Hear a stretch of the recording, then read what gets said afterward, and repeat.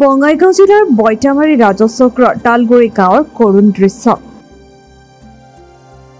টুনিয়াদৈ গৰাখহনীয়াই তালগুৰি শ্মশানলৈ যোৱা পথটো একেবাৰে উটুৱাই নিয়াৰ ফলত এইদৰে কলৰ ভোৰেৰে গাঁৱৰ বৃদ্ধ এগৰাকীৰ শৱদেহটো শ্মশানলৈ লৈ যাবলগীয়া পৰিছে পৰিয়ালৰ লোক তথা গাঁওবাসী। দীৰ্ঘদিন ধৰি গাঁওবাসীয়ে শ্মশানলৈ যোৱা পথছোৱা মেৰামতিৰ বাবে বিভাগীয় কৰ্তৃপক্ষ তথা চৰকাৰক দাবী জনাই অহাৰ পিছতো আজিলৈকে পথছোৱাৰ সুচলৰ ব্যৱস্থা নকৰাৰ ফলশ্ৰুতিত এইদৰে জীয়াতু ভুগিব লগা হৈছে গাঁওবাসী তথা সৰ্বসাধাৰণ ৰাইজে। উল্লেখযোগ্য যে টুনিয়াদৈ বাঢ়নী পানীয়ে ৩ বছৰ পূৰ্বে পথছোৱা ধ্বংস কৰি পেলাইছিল। ইতিমধ্যে বৰপেটাৰ সাংসদ ফণীভূষণ চৌধুৰীয়ে উক্ত শ্মশানলৈ যোৱা পথটো মেৰামতি কৰি দিয়াৰ আশ্বাস প্ৰদান কৰিছে। আজি আমাৰ তালগুৰি গাঁৱৰ এজন অতি সৎ মানুহ আমাৰ মাজৰ পৰা চিৰদিনৰ কাৰণে গুচি গ'ল। কিন্তু আমাৰ এনেকুৱা এটা অৱস্থা হৈছে যে আমাৰ শ্মশান ঘাটলৈ যেতিয়া আমি যাব লগা হয় এটা হ'লৈ, তেতিয়া আমাৰ পথৰ বিৰাট অভাৱ হৈ আছে। আমাৰ ৰাস্তা আমি শ্মশান ঘাটলৈ যোৱাৰ কাৰণে আমাৰ ৰাস্তা নাই। সেইকাৰণে নদীয়েদি আমি এই নদীৰ এইফালেদি কলৰ ভোৰ বনাই আমি এই মৰাশটো লৈ যাব লগা হৈছে। ইয়াৰ আগতেও আমি লৈ গৈছিলোঁ ভোৰ বনাই কলৰ, আমি তাতে লৈ গৈছিলোঁ হয় হয় কিছু মাহ পূৰ্বে। আৰু ইতিমধ্যে সেই কথাখিনি আমি আমাৰ স্থানীয় সাংসদ মাননীয় ফণীভূষণ চৌধুৰীদেৱৰ লগত যোগাযোগ কৰিছিলোঁ, তেওঁক কৈছিলোঁ আৰু তেখেতে আমাক সঁহাৰিও জনাইছে। আহি তেখেতে নিজে আহিছিল আৰু আহি চাই গৈছে আমাৰ শ্মশানৰ যিটো ৰাস্তা সেইটো চাই গৈছে আৰু সেইটোৰ এটা সুব্যৱস্থা কৰি দিয়াৰ কাৰণে তেওঁ নিজে গাঁত পাতি লৈছে আৰু অফিচিয়েল বিষয়ববীয়াকো তেওঁ অফিচৰ পৰা পঠাই দিছিলে, সেইখিনিও চাই গৈছে আৰু আমাৰ ৰাস্তাৰ কামখিনি কৰি দিব বুলি আমাক এটা আশা দিছে। এই পথছোৱা কিমান দিনৰ পৰা নাই এইটো আজি প্ৰায় ৩ বছৰমান হ'ল আপোনালোকে কষ্ট কৰি আছোঁ। পূৰ্বে আছিল ৰাস্তা আছিল, নদীয়ে ভঙাই লৈ গৈছে। পূৰ্বে আমাৰ ৰাস্তাটো ভালেই আছিল, নদীয়ে চব ভাঙি চিঙি লৈ গ'ল। কিন্তু এতিয়া আমি অলপ ভাল পাইছোঁ যে আমাৰ সাংসদজনে আমাৰ সম্পূৰ্ণখিনি দাবীখিনি মানিছে বা তেওঁ আমাক সঁহাৰি দিছে, নিজেও আহিছিল চাই গৈছে। তেওঁ প্ৰতিশ্ৰুতি দিছে যে ৰাস্তাখিনি তেনেকৈ বান্ধি আমি যেনেকৈ নহওক ৰাস্তাটো ইয়াত ব্ৰিজ এখন দি হ'লেও যেনেকৈ নহওক আমি ৰাস্তাখিনি বনাই দিম আপোনালোকৰ ৰাইজৰ, এইটো আমাক কথা দিছে। আৰু তেওঁৰ লগত এই কথাখিনিতে আমি ৰাইজ ভাল পাইছোঁ, তেখেতক আমি সন্তুষ্ট হৈছোঁ। আৰু আমি বহুত আশাৰ অক্টোবৰ এইখনে অক্টোবৰ পৰিল নেকি, অক্টোবৰ নৱেম্বৰ মাহৰ ভিতৰত কাম তেওঁ কৰাৰ কথা কৈছে।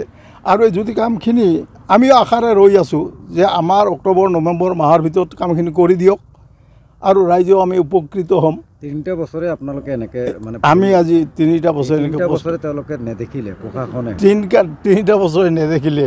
আপোনালোকে এনেকৈ সংবাদ মাধ্যমত বাতৰি সম্প্ৰচাৰণ হোৱাৰ পিছতে গাল ধৰিল। তেনেকুৱা আমিও গৈছিলোঁ, গৈ আমি নিজে গৈ সাংসদক লগ কৰি মাতি আনিছিলোঁ যে আপুনি চাই আহক আমাৰ কি অৱস্থা হৈছে। দ্বিতীয়খন শ্মশান নাই নেকি আপোনালোকৰ? দ্বিতীয় নাই, সেই এখনেই আছে। বৃহত্তৰ অঞ্চলত কিমান জনসাধাৰণ আছে? এই বৃহত্তৰ অঞ্চলত প্ৰায় 7,000 মান এটাই বহুত অসুবিধা। আজিৰ এই পৰিস্থিতিটো বৰ শোকাবহ।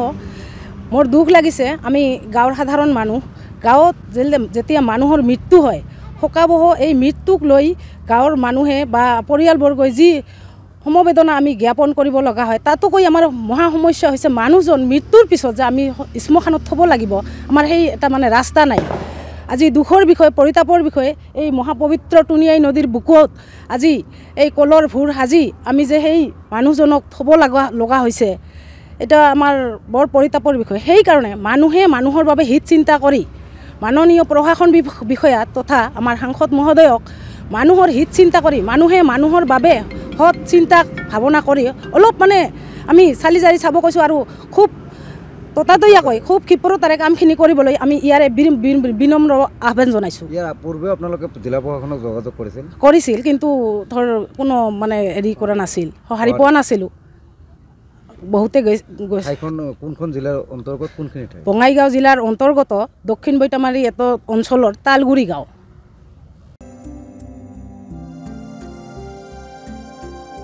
Bureau report NJ Media।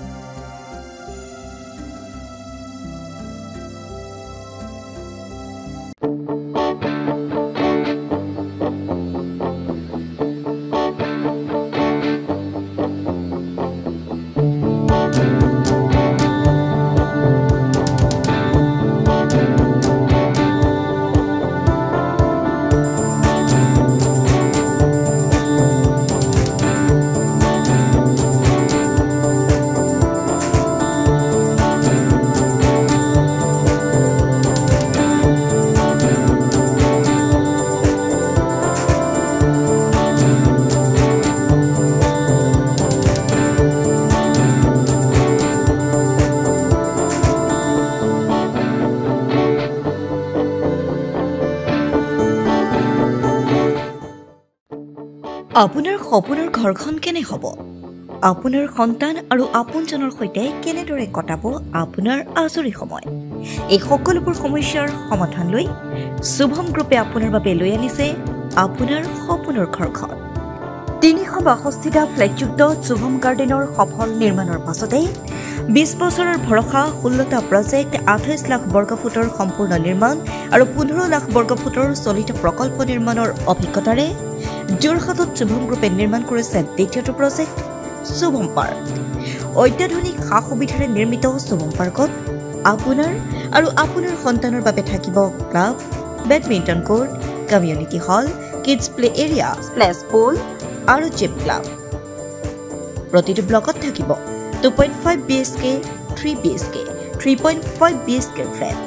লগতে থাকিব আপোনাৰ আৰু আপোনাৰ আপোনজনৰ প্ৰাপ্তিৰ সাহী।